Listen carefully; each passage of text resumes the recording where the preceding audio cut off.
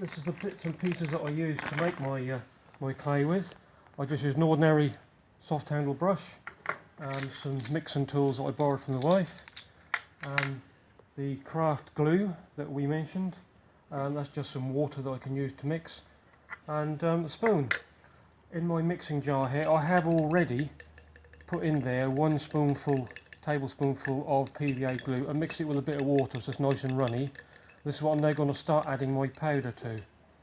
Now the powder is my Kayolin clay, as we mentioned before. As I said, mine is so fine it's just like talcum powder, and I think that's what's making the difference. It's very, very fine and smooth, almost as smooth as talcum powder, I would say. So what I'm going to do now is just mix 1 spoonful in at first, just one at a time, 1 level tablespoonful in there, and I'm just mixing with this little wooden stick I have at the moment. And I know what you're interested in more than anything is how runny I have mine, so I'll show you how runny I actually have mine before I actually start painting. You can see this is quite thick at the moment now with just the 1 spoon. It's actually really thin, way too thick, but I'm just mixing a little bit in at a time because I don't want to. It'll get a bit lumpy if I try to mix too much at once.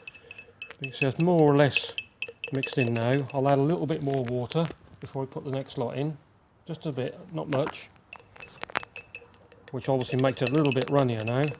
I'll add in the 2nd spoon. This is the standard ratio that we talked about, where I'm using 1 part glue to 2 parts powder, and that's all I'm going to need for this one mix today, because I'm only doing a 14 by 11 board, so I only need this amount. So now I'm stirring in the 2nd amount. As you can see, it takes, just using a small stick here because it's just convenient. I'll move over to mixing it with a spoon in a minute.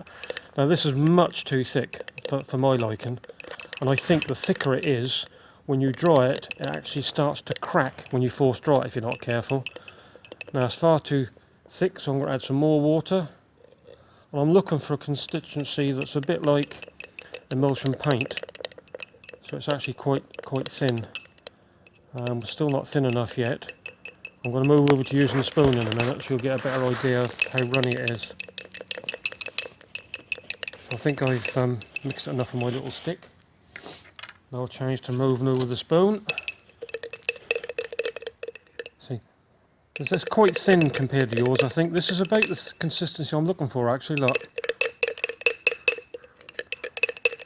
So it's running off my spoon quite easily.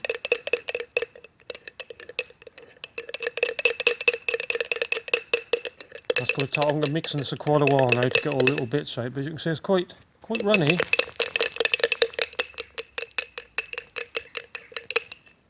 Now that's the constituency that I look for. So I'm probably a lot thinner than you're actually using, I think. Pause it now. Yeah. Right, now I've been mixing for a while, and I've also added in 3 teaspoons of the titanium white, which again is very fine.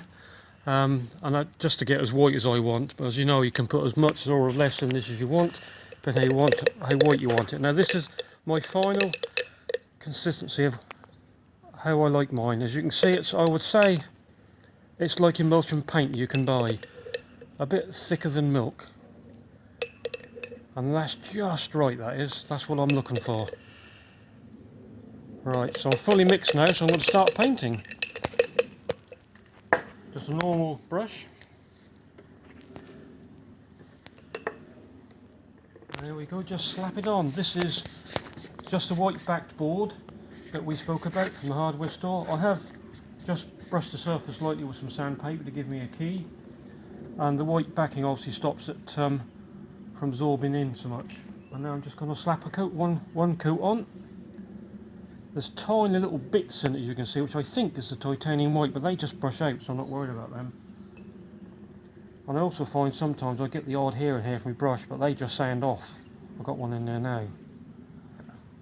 So I'll cover my whole board with a nice coat.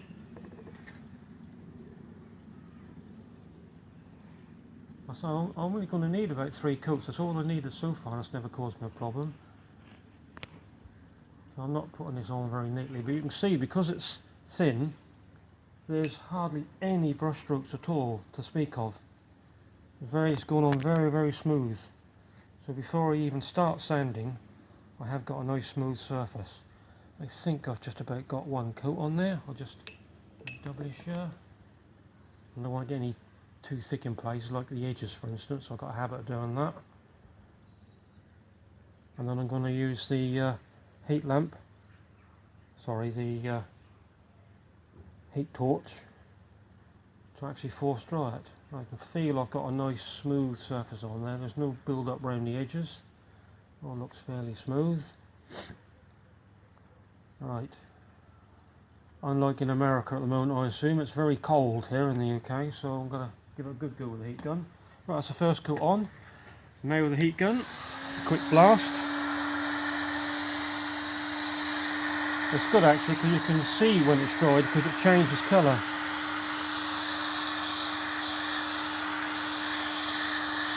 Now, I won't record this for every coat I do. I'll stop after I've done this one coat and then I'll just record the sanding down of the final coat. It's just starting to go off, even though it is a cold day. You can see it starting to go. The only reason I'm doing this is because I can't be bothered to hang around all day waiting for it to dry. I can see it changing colour now, I can see it's drying off. And I'll go straight in with the sanding paper. There we go, you can see it going now. This is where I found if it's too thick, it will crack and give you like a cracked glaze surface. Again, you can hardly see any brush marks even now, but I know there's some there. There we go, we're getting there now. Nearly done. Well, it looks to me like all the wet parts have just about dried out. There we go, yeah. One bit there. That feels dry. One little last coat just to make sure. It feels nice and dry. I don't know what temperature this gun is at, but it seems to really dry fairly quickly.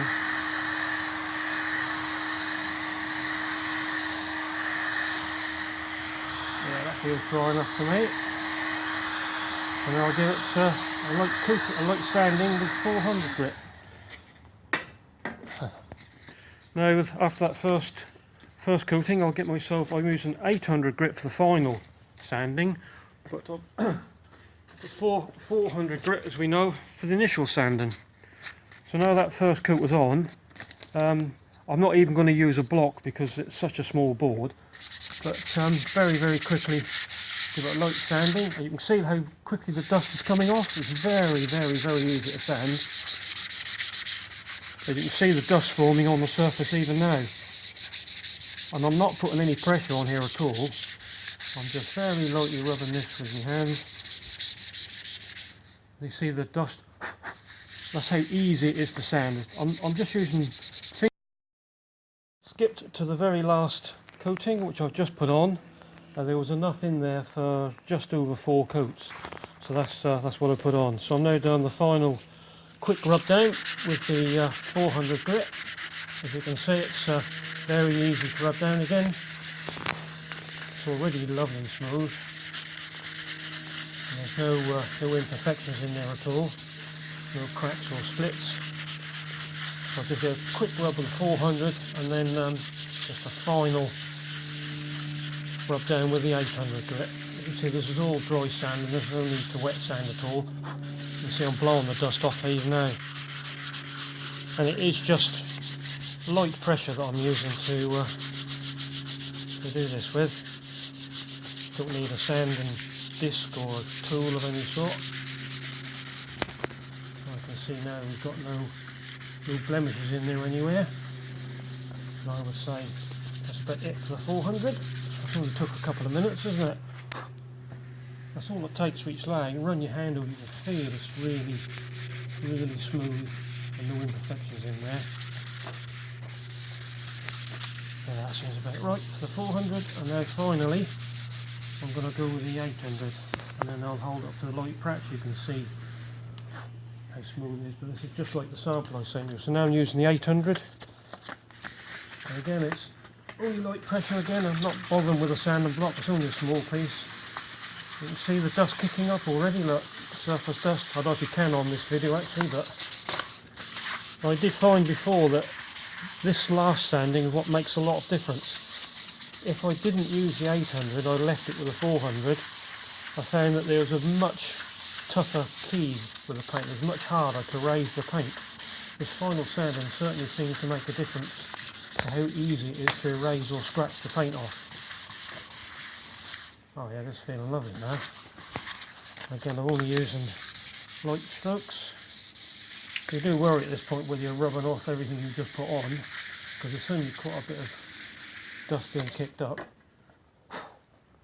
If you look along that now, if you can see it's lovely and smooth, just like the sample that I sent you, and it feels like a piece of glass. And that's it.